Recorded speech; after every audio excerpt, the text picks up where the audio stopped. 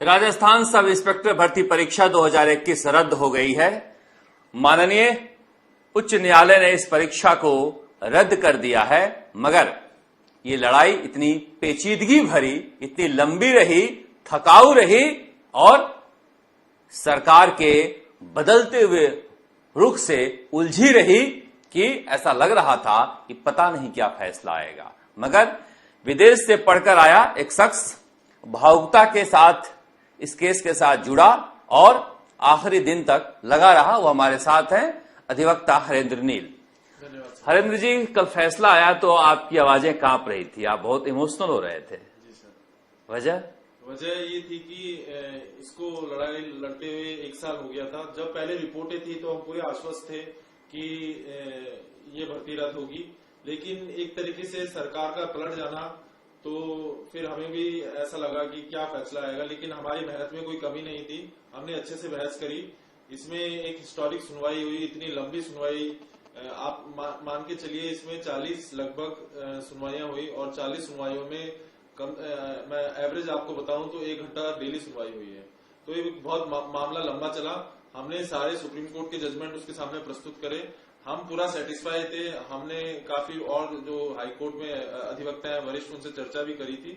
सब ये आश्वस्त थे कि भर्ती रद्द होगी, क्योंकि अगर आप देखें बंगाल भर्ती जो रद्द हुई, मैं ये मानता हूं और फैक्ट्स भी ये कहते हैं कि यहाँ पे ज्यादा धांधली हुई थी।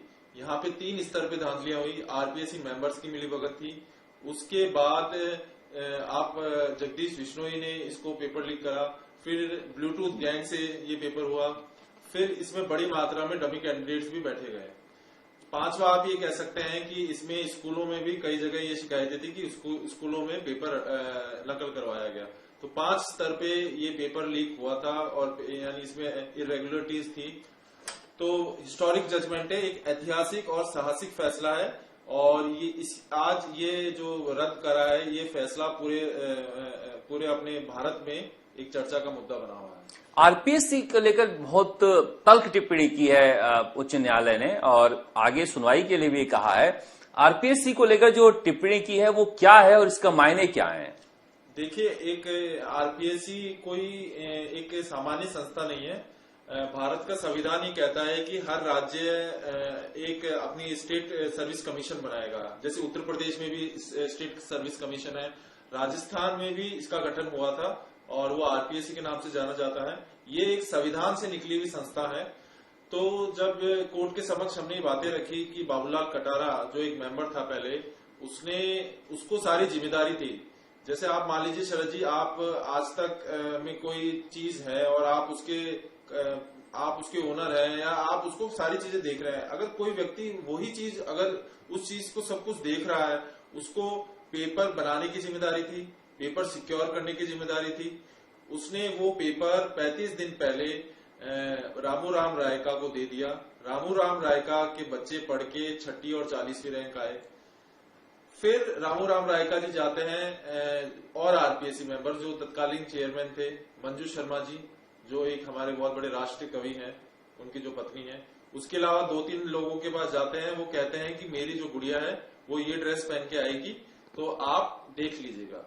एसआईटी रिपोर्ट में भी ये चीज आई है। उन्होंने फिर उसका कोई उसमें जो चार्जशीट है उसमें ये नहीं आ रहा कि उन्होंने क्या जवाब दिया। उन्होंने ये कहा था कि हम देख लेंगे।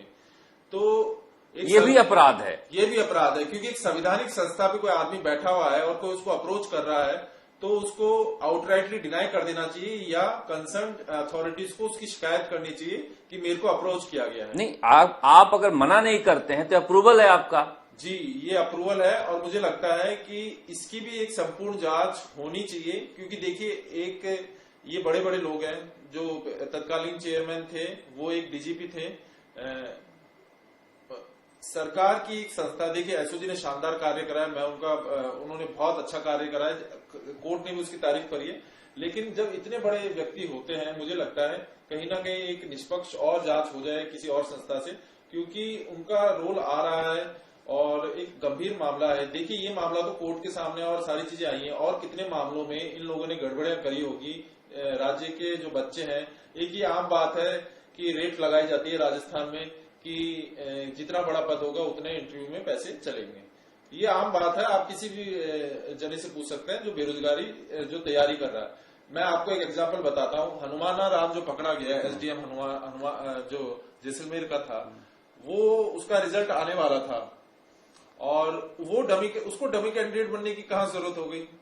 काफी लोग ये कहते हैं कि जब उसका आरएएस में चयन हो गया और इंटरव्यू में जाने वाला था तो उसे लगा कि मुझे पैसे की जरूरत पड़ सकती है आरपीएससी में, तो उसने ये कदम उठाया। अच्छा जी, कई लोग ऐसा कहते हैं, अनुमान है कि इसलिए वो डमी कैंडिडेट बना ताकि वो एक गरीब परिवार से था लेकिन पैसे कमा सके और आरपीएससी वालों को दे सके।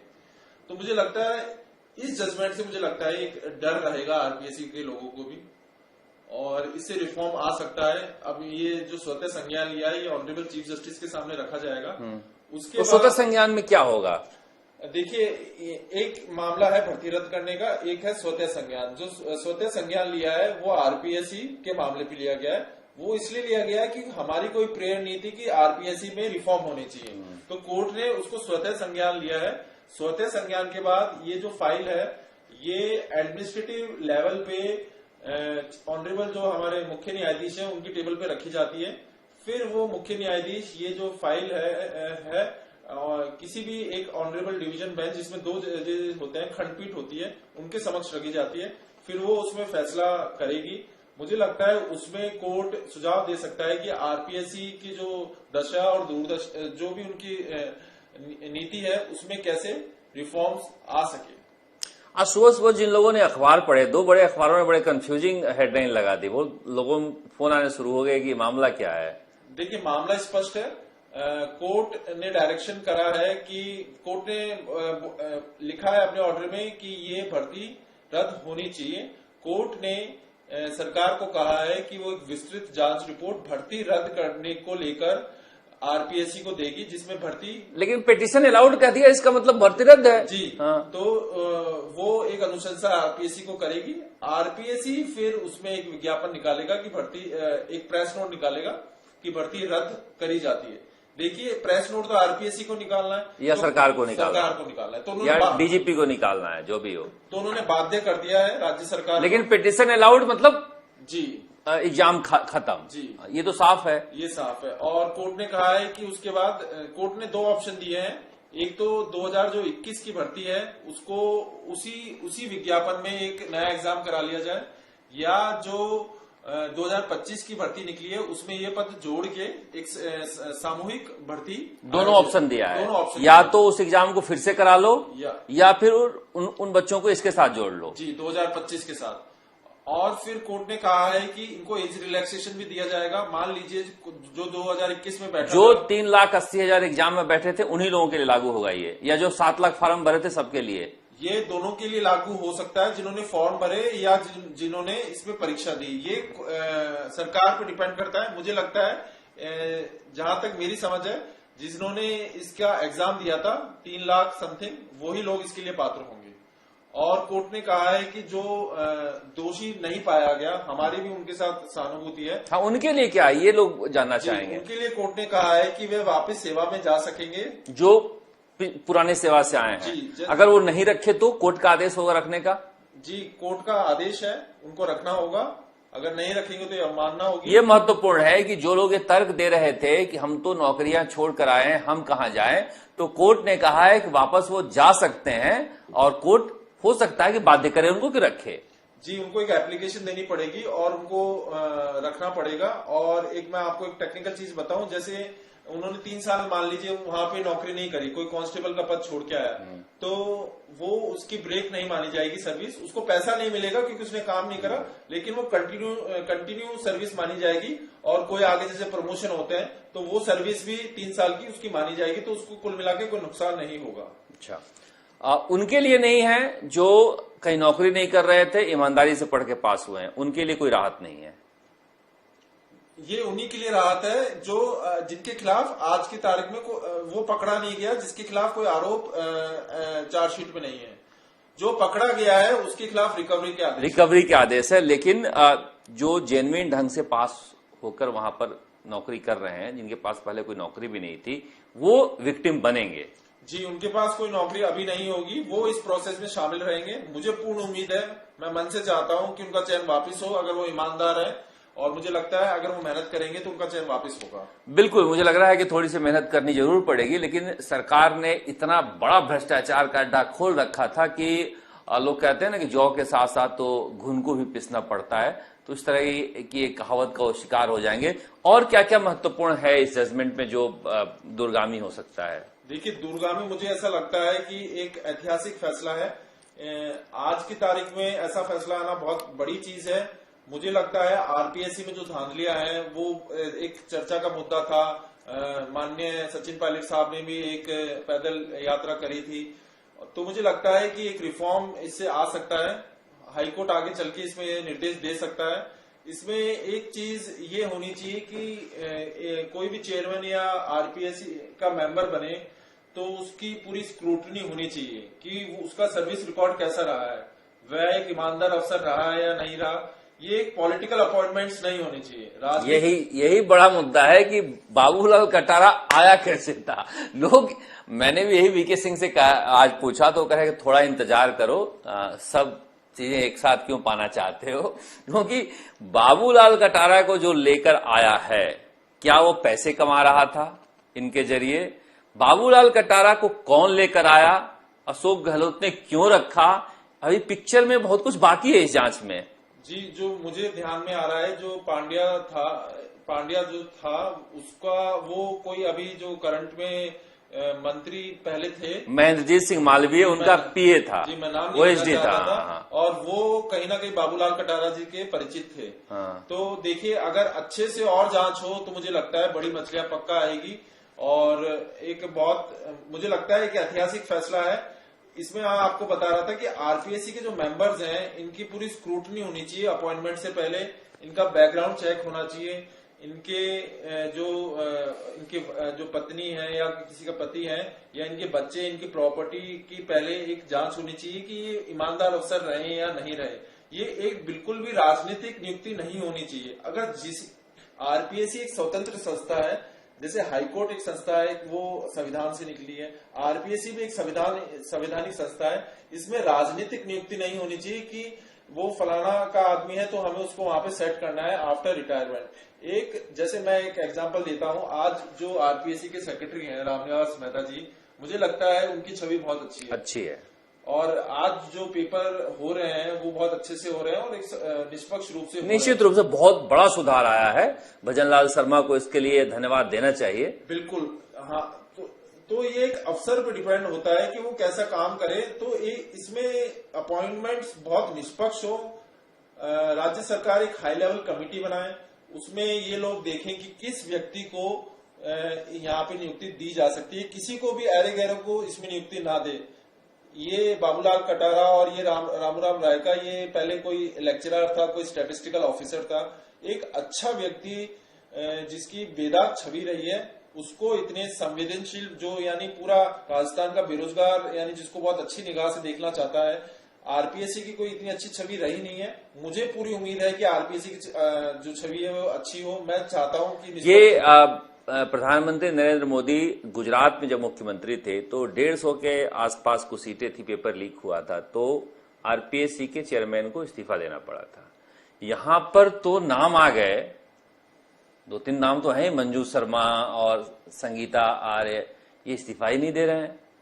जी, ये जो नियुक्तियां हुई ये पिछली सरकार की थी, जो गहलोत सरकार। लेकिन नैतिकता का तकाजा हाई कोर्ट ने कहा है, आपके लिए इतनी तकलीफ पीड़ी की है, अब तो रवाना हो जाना चाहिए इस्तीफा देकर।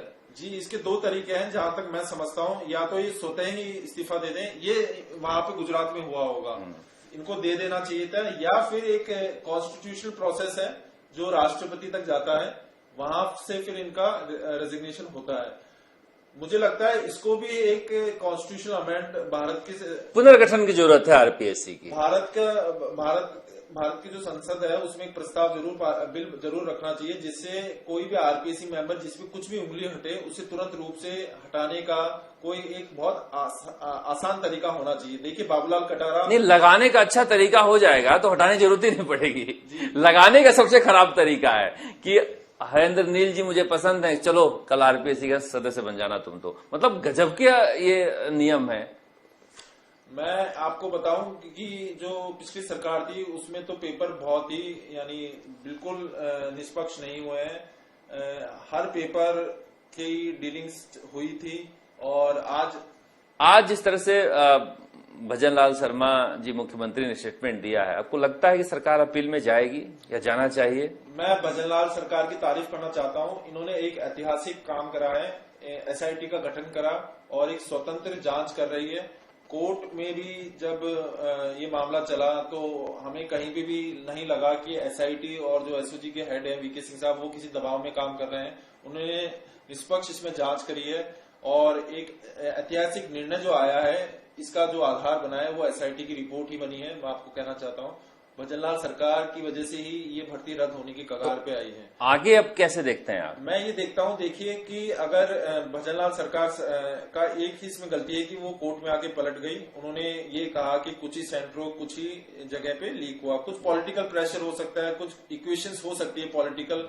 कई जो जानकारी में आया कि कई लीडर्स ये कहने पहुंच गए कि हमारी कास्ट से सिलेक्शन ज्यादा है तो ना करें। खास करके राजपूतों का नाम लिया जाता है जी, ऐसा कहा जाता है। मैंने भी लिस्ट नहीं देखी है। हाँ। विश्नोई और राजपूत, पता नहीं सच्चाई क्या है। तो मुझे पूर्ण उम्मीद है भजनलाल सरकार के जय जयकारे होंगे राजस्थान में अगर इसमें नो अपील का निर्णय लिया जाता है। यही कहा जाएगा कि भजनलाल सरकार ने ये भर्ती हाईकोर्ट से रद्द करवाई और अगर इसमें नो अपील का निर्णय लिया जाता है तो भजनलाल जी एक हीरो के रूप में उभरेंगे राजस्थान में। ये जो अभी ट्रेनिंग ले रहे थे ये तो जाएंगे डीबी में, सुप्रीम कोर्ट में, जहां तक सूचना आ रही है, क्योंकि मामला जो जजमेंट आया है वो 204 पन्ने का आया है और अभी उनके वकील भी इसको स्टडी कर रहे होंगे। आज जो हमें सूचना मिली कि अपील शायद इनकी तैयार हो गई है, वो लोग तो जाएंगे, वही सबसे ज्यादा पीड़ित है। उनकी नौकरी चली गई है तो वो लोग जाएंगे और मुझे लगता है सुप्रीम कोर्ट तक जाएगा। अगर सरकार नहीं जाती है नो अपील में तो भी ये एक हमारी बहुत बड़ी जीत होगी, बहुत बड़ी जीत होगी। और भजनलाल शर्मा राजस्थान के मुख्यमंत्री जो यहां तक ले आए हैं जांच को, और वीके सिंह जैसे अफसर को लगाकर, उन्हें नहीं जाना चाहिए क्योंकि ये चोरों और पीड़ितों के बीच का मुकाबला है। सरकार इसमें पार्टी ना बने तो ठीक है, और कांग्रेस सरकार का, गहलोत सरकार का पाप अपने सिर पर लेने का क्या मतलब है भजनलाल जी को, ये तो समझ में भी नहीं आता है। मगर अंतिम फैसला शायद सुप्रीम कोर्ट से हो, क्योंकि ये तैयारी जरूर करेंगे डबल बेंच में सुप्रीम कोर्ट में जाने का। हरेंद्र जी बहुत बहुत धन्यवाद आपको, और आपने बहुत मेहनत की। और एक आखिरी सवाल, जब ये कैलाश शर्मा आया था आपके पास तो आपके मन में क्या था, मतलब कि इस लड़ाई को लंबी लड़ेंगे और जल्दी जीत जाएंगे? मुझे तो जब तक मैं आपको बताऊं, जब हमने मैटर फाइल करा था तो मुझे तो बहुत कम उम्मीद थी, क्योंकि तब तक एफआईआर और यही हमारी समक्ष थी। लेकिन जब हमारे पास रिपोर्ट हमें प्राप्त हुई तो हमारी उम्मीदें बहुत जग गई थी, क्योंकि इन मामलों में जो जांच करता है वो उसी की चीज सर्वमान्य होती है, क्योंकि वही फील्ड में जाता है, वही बता सकता है कि किस स्तर पे पेपर लीक हुआ, क्या प्रत्यक्करण हो सकता है। अगर ये भर्ती रद्द हुई है तो अगर मैं एकमात्र किसी व्यक्ति को श्रेय देना चाहूं, अगर जिस व्यक्ति की वजह से ये हुई है तो वो वीके सिंह साहब और एसआईटी की टीम है। निश्चित रूप से इन्हें सरकार के संस्थानों का समर्थन मिला, जिसकी वजह से ये लड़ाई जीत पाए हैं। बहुत बहुत धन्यवाद आपको राजस्थान तक से जुड़ने के लिए। आप देखते हैं राजस्थान तक। नमस्कार, जयपुर से शरद कुमार।